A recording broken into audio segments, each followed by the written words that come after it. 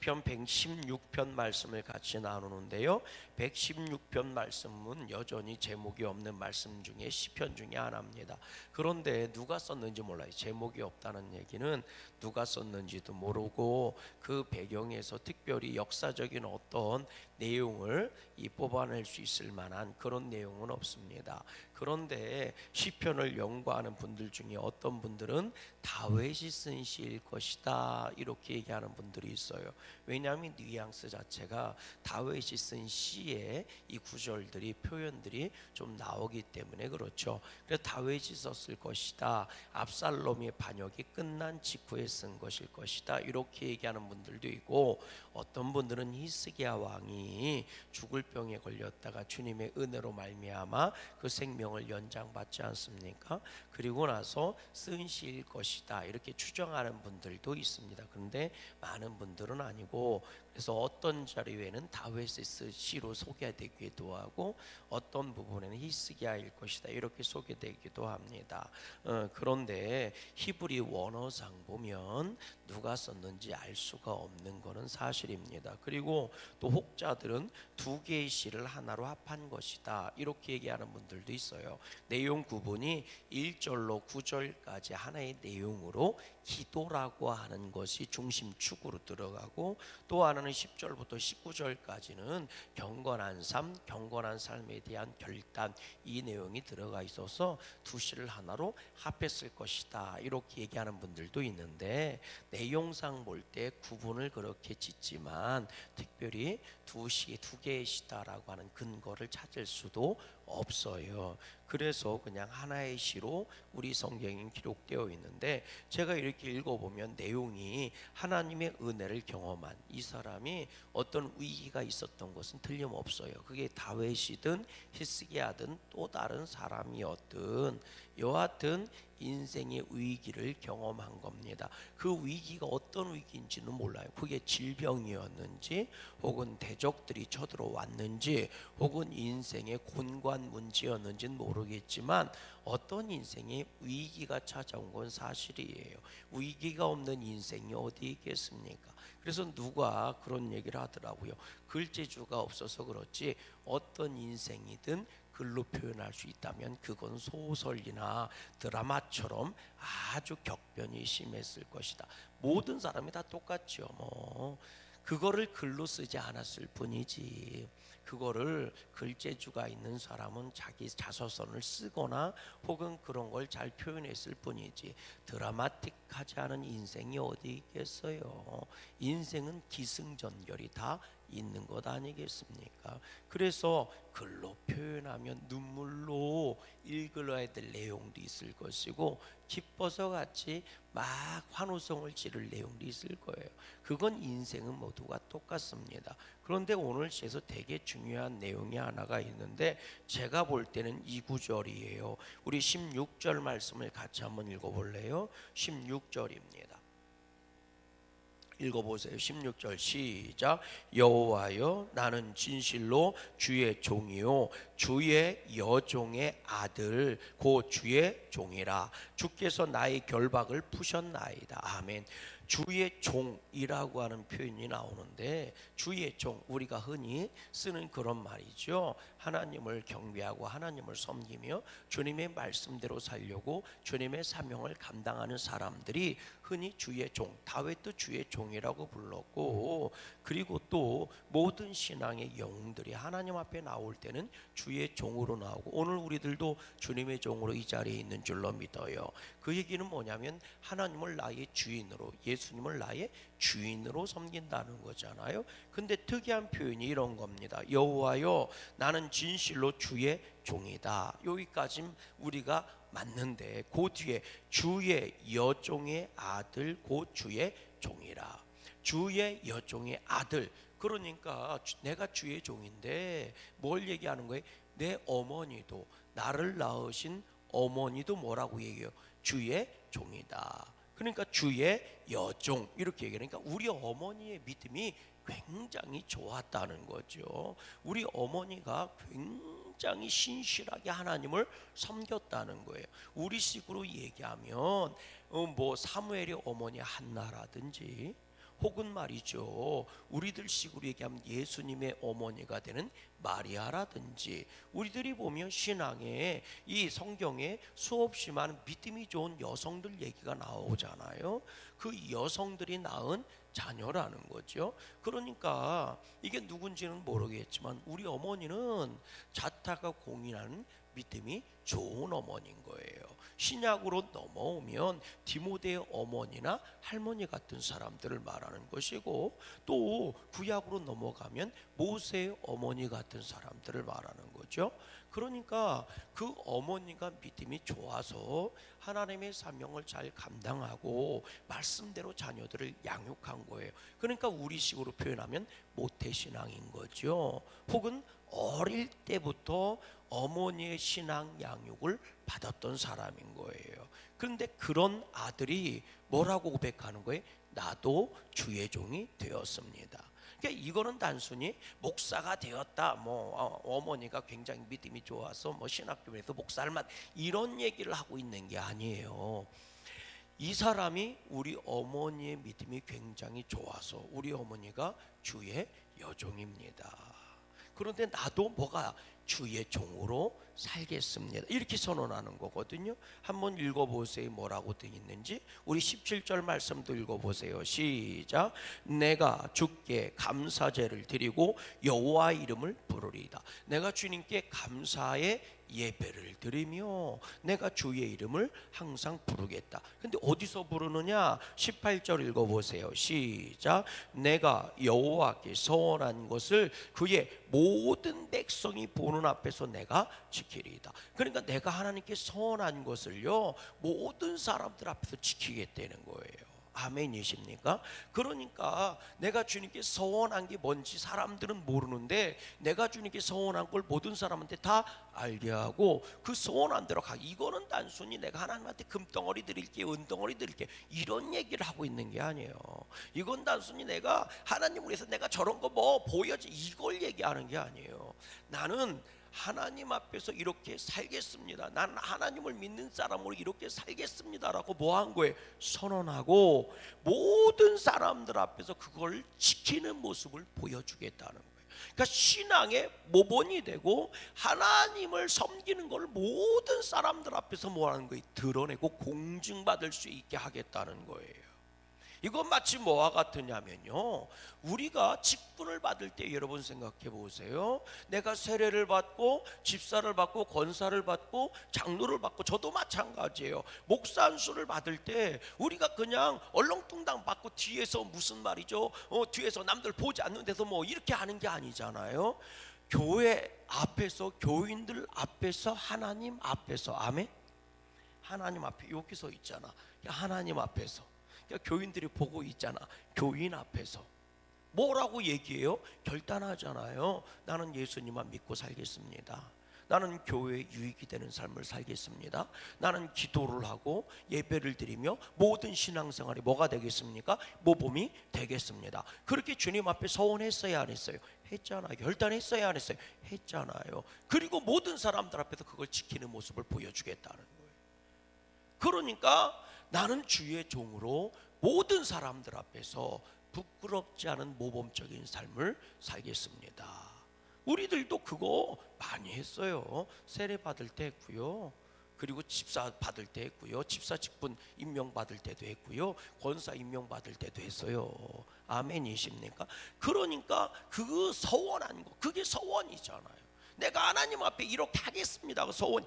금덩어리 내는 이번 내 병 고쳐주면 내가 요 교회 이게 아니라고요. 이례적인 이런 것들을 의미하는 게 아니라 내 일생을 하나님 앞에 믿음으로 모범을 보이며 살겠습니다, 이렇게 결단하는 거예요. 또 보세요, 뭐라고 돼 있는지. 우리 19절 말씀도 같이 읽어볼게요. 19절 시작. 예루살렘아, 네 한가운데에서 곧 여호와의 성전 뜰에서 뭐예요? 지키리로다. 그러니까 여호와의 성전 뜰이 하나님 앞이에요.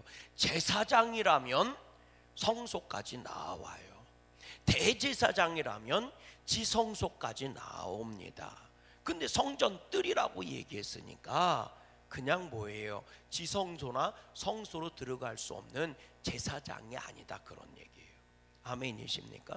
내가 주의 성소에서 지키겠나이다. 그러지 않고 뭐라고 얘기해요? 성전 뜰에서.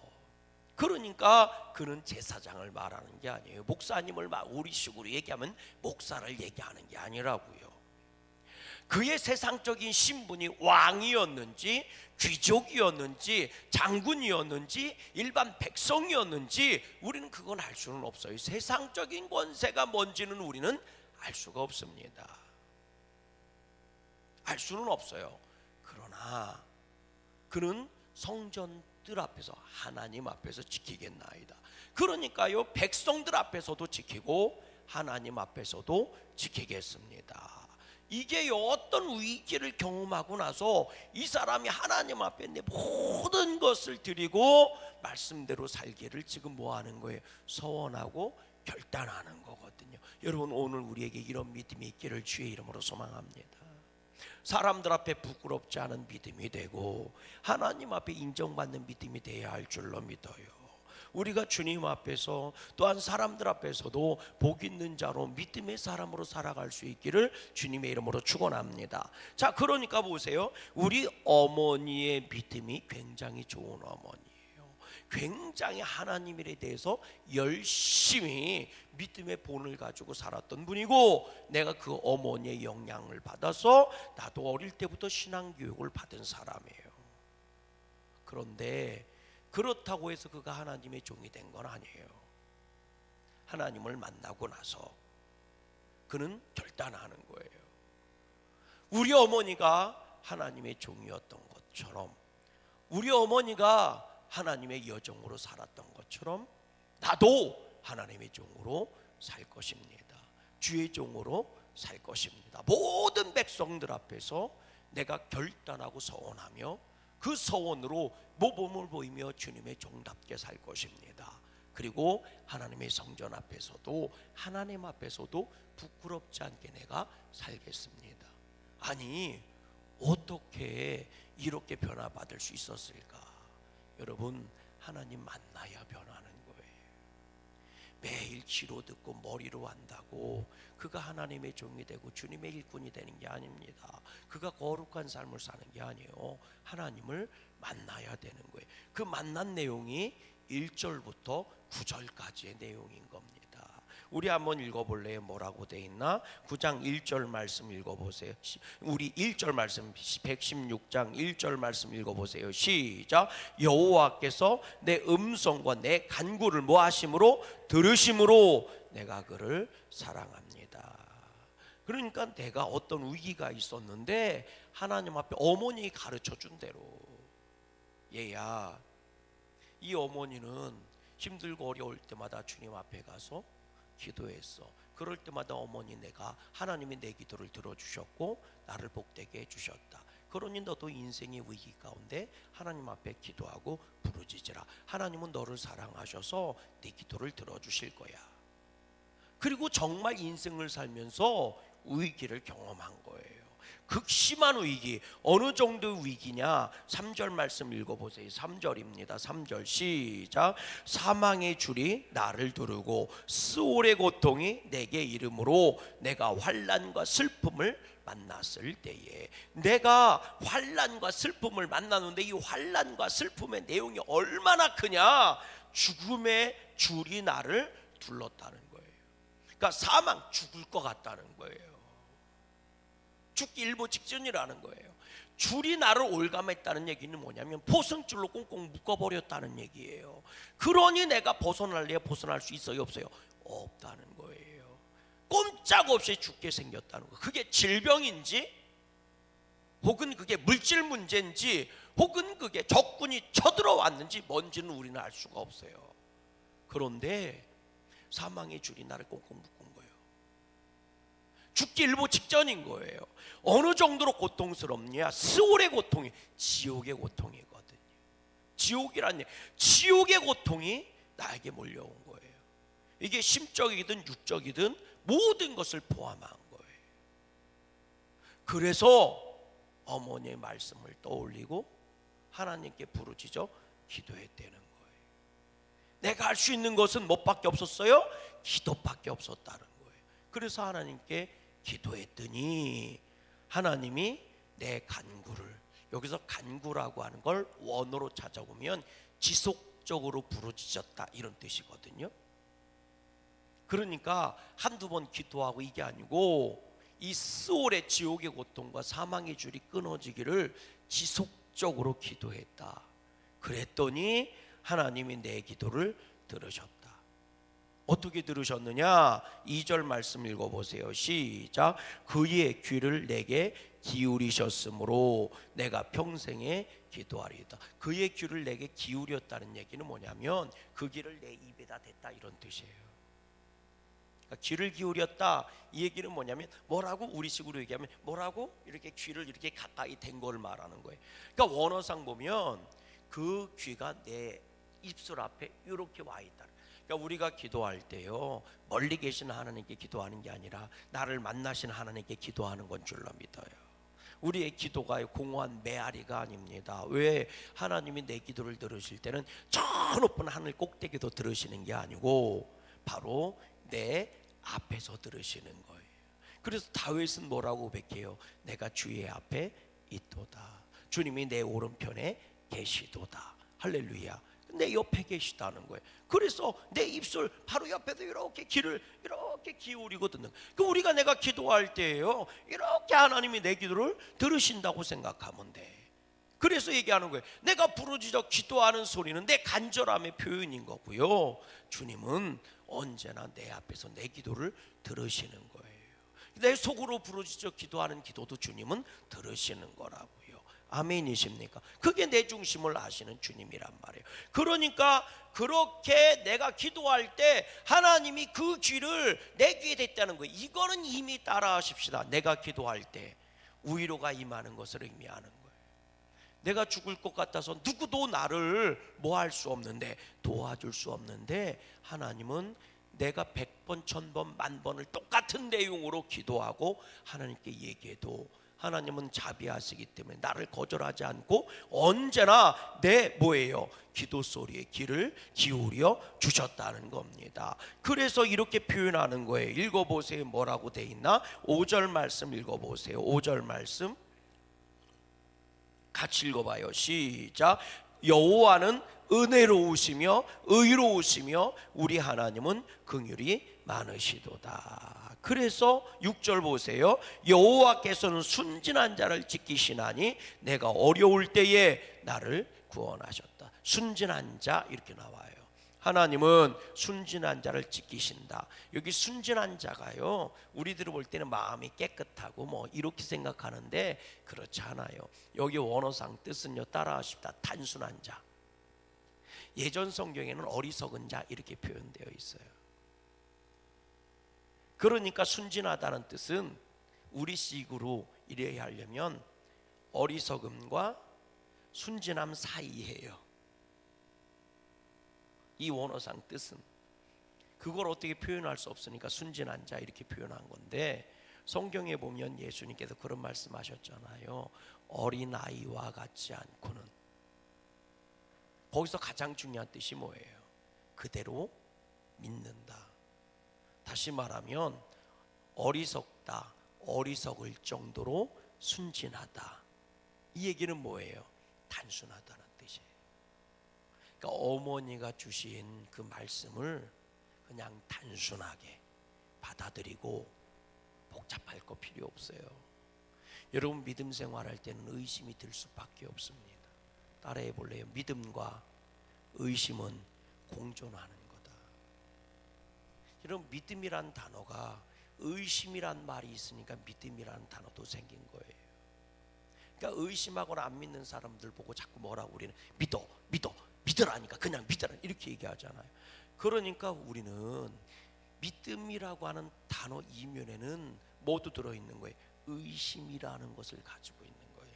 그러니까 믿음 생활할 때 우리가 끊임없이 싸우는 게 뭐예요? 의심입니다. 그래서 믿음과 의심은 언제나 공존을 하는 거예요. 이 세상 살 동안은요. 근데 우리는 믿음 생활하는 거거든요. 그 얘기는 뭐냐면 끊임없이 따라오는 의심을 뭐 하는 거예요? 믿음으로 눌러버린다는 뜻이에요. 깨달아지십니까?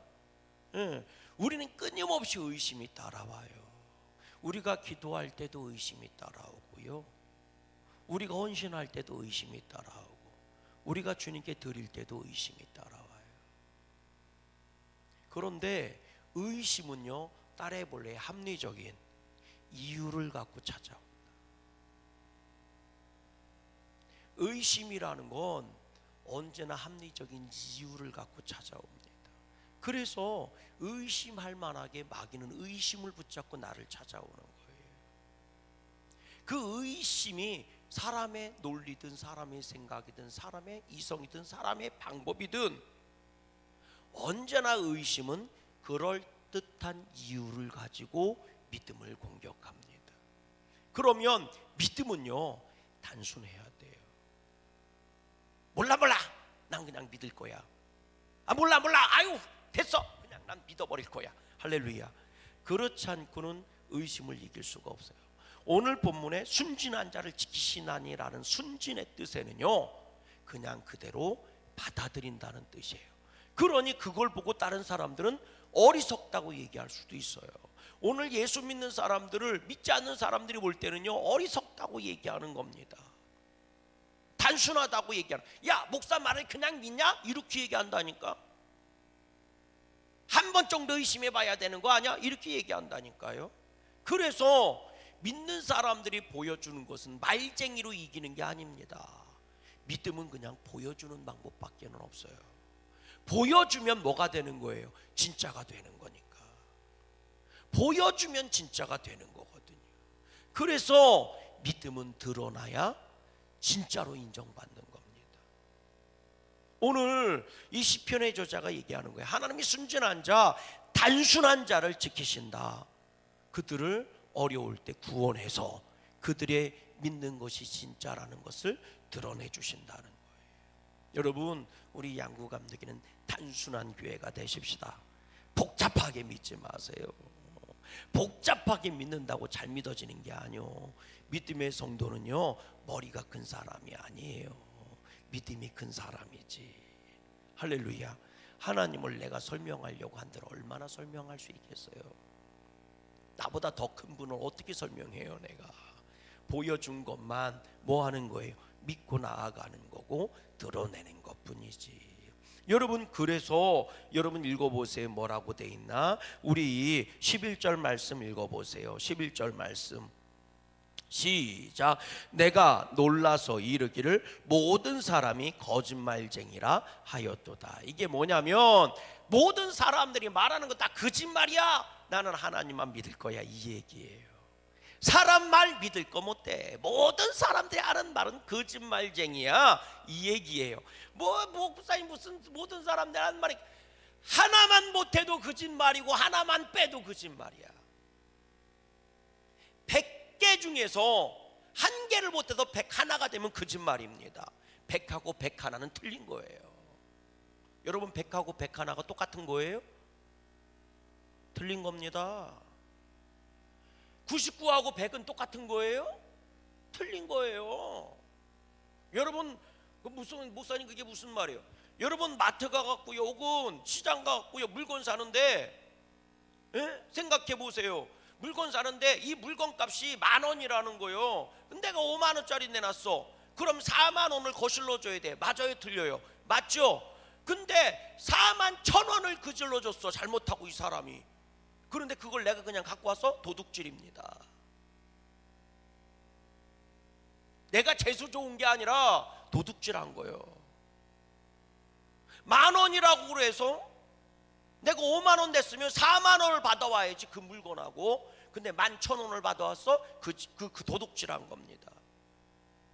근데 그 사람이 40,000원을 거칠러 줘야 되는데 39,000원만 줬어? 그거 그냥 가지고 오는 사람이 어디 있어? 1,000원 더 달라고 그러지.